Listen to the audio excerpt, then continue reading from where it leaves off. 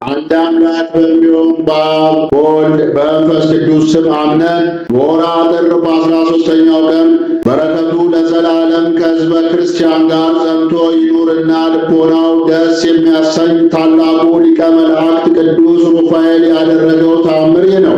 አንድ የቤተ ክርስቲያን ጠባቂ ነበረ።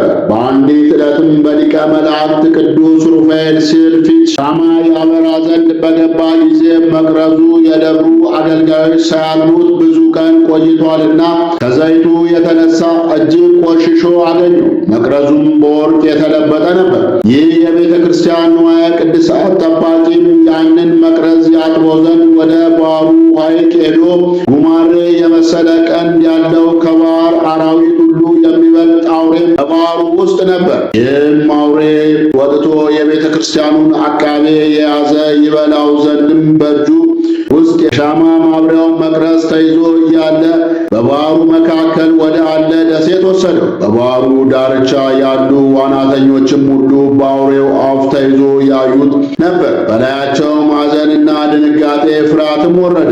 እርስ በራሳቸውም ገናናው መልአከ እግዚአብሔር ሊቀ መላእክት ቅዱስ ሩፋኤል በእርሱ ባይቆጣ ኖሮ ለዚህ ክፉ አውሬ አሳልፎ ባልሰጠው ነበር ተባባሉ።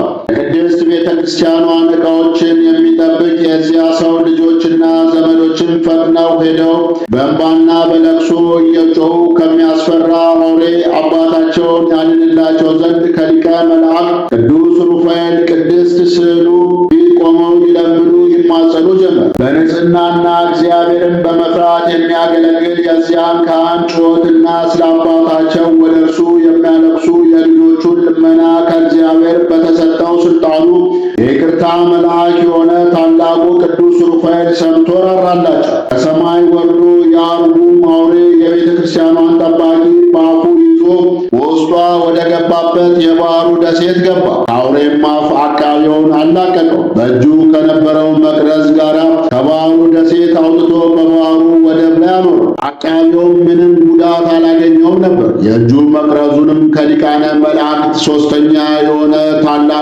መልአክ ቅዱስ ሩፋኤል እፍ ብሎ ዘይት መላበት። የመቅረዙ መብራትን በራ። አቃቤውም ጤነኛና ደስተኛ ሆኖ ያን መብራት ይዞ ፈጥኖ ወደ ቤተ ክርስቲያን ውስጥ ገባ። በእጁ ከያዘው ከዚህ መብራት በቤተ ክርስቲያን ያለውን መብራት አበራ። ይህን ታምር ያዩ ሁሉ የቅዱስ ሩፋኤል አምላክ እግዚአብሔርን ፈጽመው አመሰገኑት።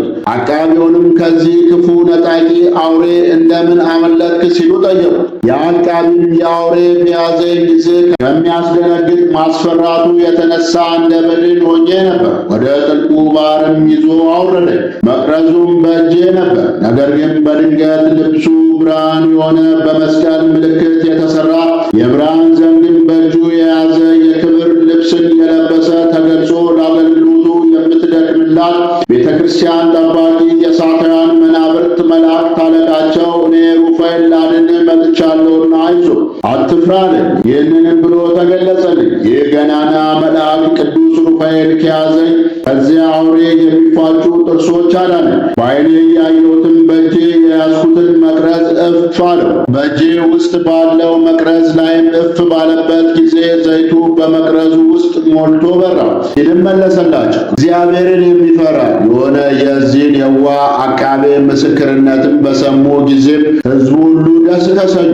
ይህን ታምር በሊቀ መላእክት ቅዱስ ሩፋኤል አማላጅነት የገለጸ ልዑል እግዚአብሔርንም ፈጽሞ አመሰገኑት። የይቅርታና የርኅራኄ መልአክ የገናናው የቅዱስ ሩፋኤል ጸሎቱና በረከቱ ከሕዝበ ክርስቲያን ጋር ጸንቶ ይኑር ለዘላለሙ አሜን። አነሳስቶ ላስጀመረን አስጀምሮ ላስፈጸመን ለኃያሉ አምላክ ለልዑል እግዚአብሔር ክብር ምስጋና ይግባው። ወስብሐት ለእግዚአብሔር ወለወላዲቱ ለድንግል ወለመስቀሉ ክቡር። ይቆየን።